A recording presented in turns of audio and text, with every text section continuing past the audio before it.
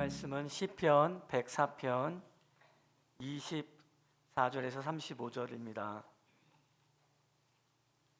시편 104편 24절에서 35절입니다. 같이 읽겠습니다. 여호와여, 주께서 하신 일이 어찌 그리 많은지요. 주께서 지혜로 그들을 다 지으셨으니 주께서 지으신 것들이 땅에 가득하나이다. 거기에는 크고 넓은 바다가 있고 그 속에는 생물 곧 크고 작은 동물들이 무수하나이다. 그곳에는 배들이 다니며 주께서 지으신 리워 야단이 그 속에 노나이다. 이것들은 다 주께서 때를 따라 먹을 것을 주시기를 바라나이다. 주께서 주신즉 그들이 받으며 주께서 손을 펴신즉 그들이 좋은 것으로 만족하다가 주께서 낯을 숨기신즉 그들이 떨고 주께서 그들의 호흡을 거두신즉 그들이 죽어 먼지로 돌아가나이다. 주의 영을 보내어 그들을 창조하사 지면을 새롭게 하시나이다. 여호와의 영광이 영원히 계속할지며 여호와는 자신께서 행하시는 일로 말미암아 즐거워하리로다. 그가 땅을 보신즉 땅이 진동하며 산들을 만지신즉 연기가 나는도다. 내가 평생토록 여호와께 노래하며 내가 살아있는 동안 내 하나님을 찬양하리로다. 나의 기도를 기쁘게 여기시기를 바라나니 나는 여호와로 말미암아 즐거워하리로다. 죄인들을 땅에서 소멸하시며 악인들을 다시 있지 못하게 하시리로다. 내 영혼아 여호와를 송축하라. 할렐루야. 아멘.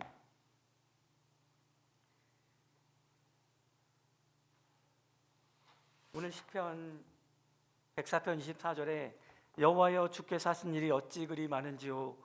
주께서 지혜로 그들을 다 지으셨나이다 라고 시인은 고백하고 있습니다.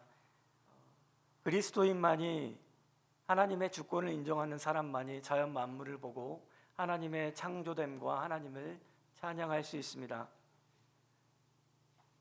그리스도인 외에도 자연 만물을 찬양하는 사람들이 있는데 19세기 말에 등장한 미국의 초월주의 철학자들, 유니테리언이즘을 종교로 믿었던 사람들은 이렇게 노래했습니다. 나는 신성한 자연의 품에 안겨있네. 교회의 종소리보다 바람에 흔들리는 나뭇잎 소리에서 나는 진리를 듣는다네 라고 데이빗 소로우라는 철학자이자 시인은 그렇게 자연 만물을 노래하며 하나님의 주권을 부정하는 그런 종교적인 성향을 철학과 생각을 담아 시로 표현했습니다. 하나님의 교리보다 개인의 이성과 경험을 강조하는 굉장히 고상한 것 같고 굉장히 자연을 찬양하니까 아름다워 보이지만 하나님을 결코 찬양하지 않는 그러한 흐름도 미국 안에 있어 왔습니다. 예수 그리스도에 대한 믿음이 없으면 자연을 아름답게 운영하시는 하나님의 임재와 창조하심과 그것을 섭리해가는 것을 깨달을 수가 없습니다. 시편 104편을 이번 주 내내 저희가 묵상을 했고 오늘이 그 마지막 부분인데 하나님의 창조하심과 그 창조를 섭리해 가심과 그리고 오늘 본문에 성령의 보내심과 심판을 통한 새 창조를 노래하는 것을 시인은 우리에게 보여주고 있습니다. 야훼가 지혜로 만물을 지었다라고 104편 24절에 얘기합니다. 지혜가 무엇인가? 지혜가 누구인가? 지혜로 만물을 지었다고 하는데 바울은 고린도전서 1장 24절에 그리스도가 하나님의 지혜라고 부릅니다. 지혜를 의인화한 성경 구절은 잠언 8장에도 나오는데 이렇게 되어 있습니다. 태초 일하기 전에 나를 가지셨으며, 나는 지혜를 얘기합니다. 만세 전부터, 태초부터, 땅이 생기기 전부터 내가 셈을 받았나니 바다가 생기지 아니하였고 큰 샘이 있기 전에 내가 이미 났으며 산이 세워지기 전에 내가 이미 났으며 진토의 근원도 짓지 않으실 때에 내가 낳았다라고 얘기하고 있습니다. 이렇게 태초에 일하기 전부터 지혜가 이미 존재했음을 잠언이 얘기하고 있는데 요한복음 1장에서도 로고스에 대해서 이렇게 얘기합니다. 만물이 말씀으로 말미암아 지은 바 되었나니 지은 것이 하나도 말씀이 없이는 된 바가 없느니라. 이렇게 그리스도는 창조의 주체입니다. 예수 그리스도로 말미암아 모든 세계가 지어졌느니라. 히브리서 1장 2절 3절 말씀입니다. 그리스도는 하나님의 영광의 광채시요 그 본체의 형상이시라. 우리는 예수 그리스도를 주로 고백하는 성도로 이 자연 만물을 보고 하나님을 창조하는 그 아침을 맞습니다. 여러분, 그 아침을 고백하는 복된 시간이 되기를 간절히 원합니다. 시인은 크고 넓은 바다로 우리를 데려갑니다. 25절 이하로 보면 강과 바다에 생물이 가득하고 그 물 위엔 배가 다니고 있고 그 속엔 리워야단, 학자들은 이것을 악어라고 봅니다.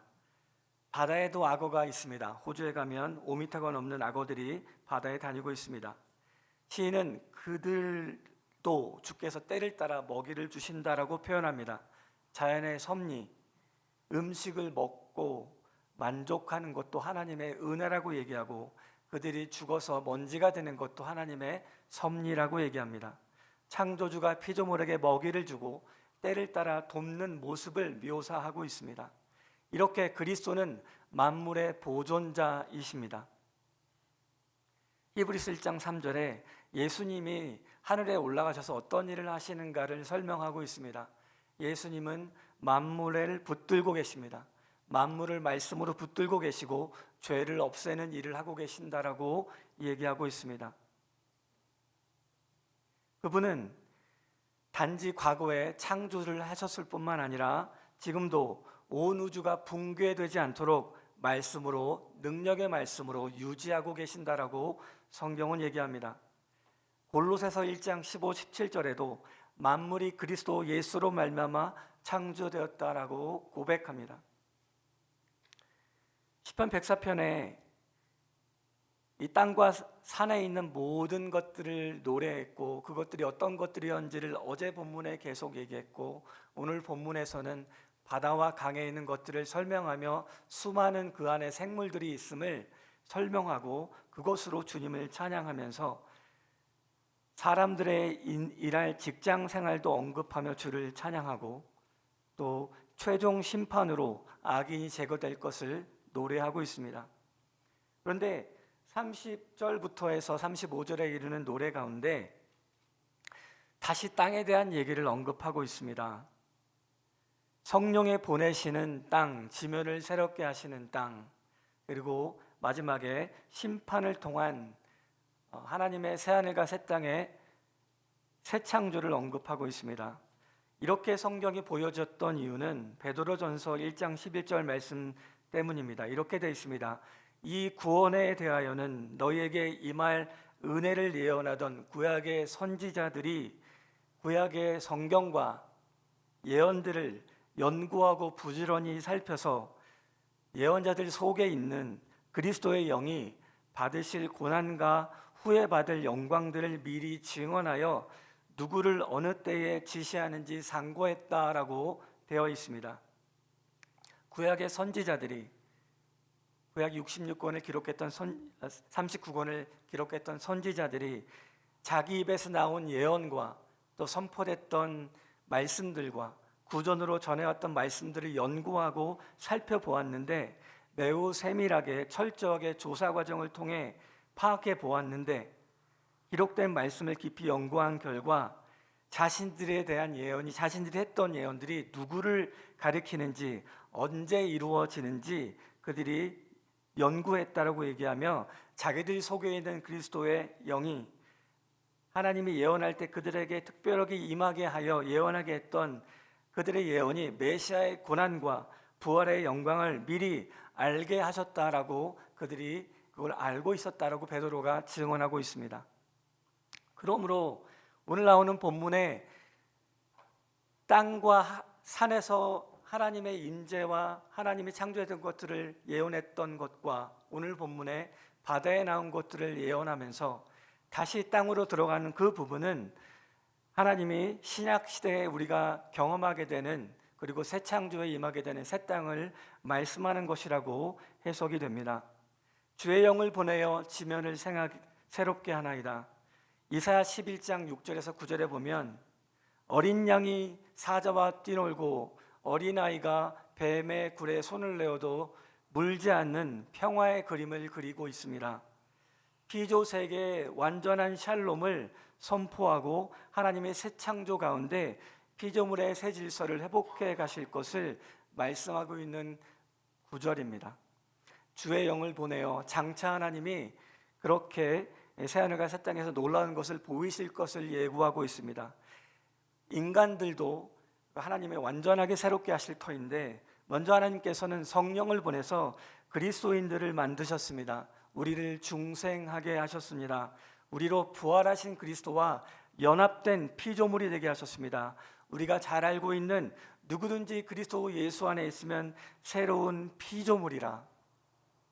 여러분은 예수 안에 새로운 피조물입니다. 그런데 이걸 헬라어로 곰곰이 살펴보면 여기에 동사가 없습니다. 새로운 피조물이라는 그 단어는 새로운 창조의 세계라고 되어 있습니다. 해석을 하기 나름에 따라 너희들은 새로운 창조의 세계로 들어갔느니라고 충분히 번역이 될 수 있습니다. 창조의 영, 성령의 영이 성도에게 들어가면 성도는 새로운 질서와 새로운 세계에 진입하게 됩니다.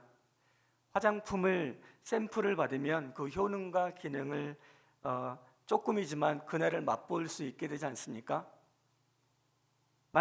마찬가지로 하나님이 성령을 우리에게 주심으로 바울은 이렇게 얘기했습니다. 지혜와 계시의 영을 너에게 주사 하나님을 알게 하시고 너희의 마음의 눈을 밝히사 너희의 부르심의 소망이 무엇이며 성도에게 주신 기업의 영광이 무엇인지를 알게 되기를 원한다 그랬습니다. 지혜의 영이 너에게 임하여 성도에게 주신 그 기업의 영광의 풍성함, 성령과 동행하는 삶이 얼마나 풍성한지를 깨닫게 되기를 바란다라고 얘기했습니다. 그 기업의 영광으로 들어왔다는 얘기는 성령께서 보증으로 들어오셔서 보증금으로 들어오셔서 장차 누리게 될 하나님의 새 땅과 새 하늘을 맛볼 수 있게 해주셨다라고 얘기합니다. 따라서 우리는 우리에게 내주하시는 성령의 능력과 권능이 얼마나 위대한지를 곰곰이 묵상해 보고 죽음을 이기는 부활의 생명을 가진 자로 새로운 피조물로 그리고 장차 우리는 영원히 죽지 않고 나를 믿는 자는 영원히 죽지 않고 무릇 살아서 나를 믿는 자는 영원히 죽지 아니하리니 네가 이것을 믿느냐? 죽어도 살겠고란 단어는 예수 믿는 사람도 죽음을 피할 수는 없지만 마지막 날, 여호와의 날, 심판의 날 불신자들이 하나님 앞에 이렇게 심판을 받아 죽어 사라지는 날 무릇 살아서 나를 믿는 자는 영원히 죽지 아니하게 되리라 라고 말씀하셨습니다. 우리는 영원히 죽지 않습니다. 영적으로 거듭난 사람은 육체의 죽음과 상관없이 하나님과 관계가 단절되지 않는 영원한 생명을 소유하게 될 것입니다. 내가 살아있는 동안 부활의 생명을 공유하는 그러한 찬양을 하게 될 것이라고 본문에 얘기하고 있습니다. 내가 여호와의 영광이 영원히 내게 계속할 것이고 여호와는 자신께서 행하시는 일로 말미암아 즐겁게 즐거워하시리로다. 자신이 행하신 일은 창세기 1장에 나오는 창조 주관에 했던 창조만 얘기하는 것이 아니고 그리고 만물을 지금도 주관하시는 그 하나님이 하시는 섭리의 일만 얘기하는 것이 아니고 장차 우리가 누리게 될 새하늘과 새 땅에서 우리가 이 땅이 전부가 아니요 우리가 다 이 땅을 떠나는 수십 년 이후에 다 떠나야 되겠지만 그건 점과 같은 날이 될 것입니다.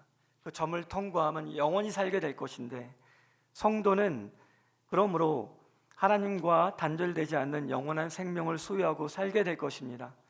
데살로니가 4장 13절에 이렇게 얘기합니다. 성도는 죽은 후에 무슨 일이 일어나는지 알아야 한다라고 얘기하며 불신자들처럼 소망 없는 자처럼 슬퍼하지 않게 되어야 한다라고 얘기합니다. 육신과 영혼이 나누어지는 죽음이 찾아오면 우리 심장은 멈추게 될 것이고 혈액은 순간 돌지 않고 비로소 썩어지기 시작할 것입니다. 그러나 우리의 영은 하나님과 연합하여 하나님 품에 안기게 될 것입니다. 학자들은 이것을 중간 단계라고 얘기합니다. 이게 끝이 아니거든요. 죽는 순간 우리는 예수 그리스도와 연합하게 될 것입니다. 그러나 그 끝은 언제냐면 예수님이 재림하시게 될 것입니다. 우리가 죽게 되면 주님과 연합하게 될 터인데, 그것이 지루한 시간이 아니라 굉장히 기쁜 하나님과의 그 황홀한 시간을 영원하게 보내게 될 것이지만, 그때가 하룻밤처럼 느껴질 것이라고 생각합니다. 그러나 주님이 재림하시는 그 순간 살아있는 사람도 공중에서 주님을 뵙게 될 것이고, 또 죽은 자들도 부활의 몸으로 완전하게 변하여 완전한 인간체의 몸으로 총체적인 새로움을 갖고 하나님을 맛보게 될 것입니다. 그러므로 33절에 내가 평생 동안 여호와를 노래하며 살아있는 동안 하나님을 찬양하리로다. 이거는 지금 내가 100세 되면 죽을 것인데 그때까지 내가 주를 찬양할 것이다 라고 고백하는 것을 뛰어넘어서 내주하시는 성령을 통해 이미 새 창조의 시대로 들어간 여러분이 하나님을 찬양할 뿐만 아니라 영원히 하나님과 단절될 수 없는 새하늘과 새 땅에서의 찬양을 하게 될 것이라고 얘기하는 것으로 여러분이 찬양할 수 있습니다. 34절에 내 기도를 기쁘게 여기기를 바라나니 나는 여호와로 말미암아 즐거워하리로다. 여기서 나오는 기도는 일반적 기도가 아니라 하나님의 말씀을 묵상한, 그리고 묵상에서 비롯된 기도, 시하흐라는 히브리어 말입니다. 이걸 가장 잘 표현한 창세기의 인물이 누구냐면 이삭이었습니다. 어머니가 돌아가시고 슬픔 가운데 있지만 하나님의 섭리 가운데 해질녘 들판이라는 공간에서 하나님과 독대하며 자신의 삶을 주께 맡기는 이삭이 저물 때에 들에 나가 묵상하다가 시아흐 하다가 눈을 들어 보니 낙타가 오는지라, 그때 자기 아내를 만나게 됩니다. 하나님의 섭리 가운데 하나님의 다음 스텝을 옮기시는 것을 곰곰이 묵상했던 그 이삭처럼 우리도 하나님 앞에 명생이 올 것을 묵상하며 나의 그 묵상을 주께서 기쁘게 여기시를 바라나니 나는 여호와로 말미암아 즐거워하리로다. 하나님께서는 반드시 죄인을 이 땅에서 멸하실 것입니다. 그때 그들은 우리와 함께 있지 못하게 될 것입니다. 새하늘과 새 땅이 이루어지고 새로운 창조가 일어나기 위해선 옛 창조에 속했던 죄와 악의 요소가 완전히 물러가게 될 것입니다. 그때 여러분은 내 영혼아 여호와를 송축하라고 고백하게 될 것입니다. 그 고백이 이 1절에서는 이 104편 1절도 내 영혼아 송축하라로 시작합니다. 그 고백은 우리들의 지금의 고백이지만 지금 마지막 절에 나오는 내 영혼아 주를 송축하라는 여러분이 새하늘과 새 땅에서 내 영혼아 여호와를 송축하라 할렐루야 하나님을 찬양하는 고백으로 여러분에게 이어지기를 간절히 소망합니다. 하나님 앞에 같이 기도하겠습니다.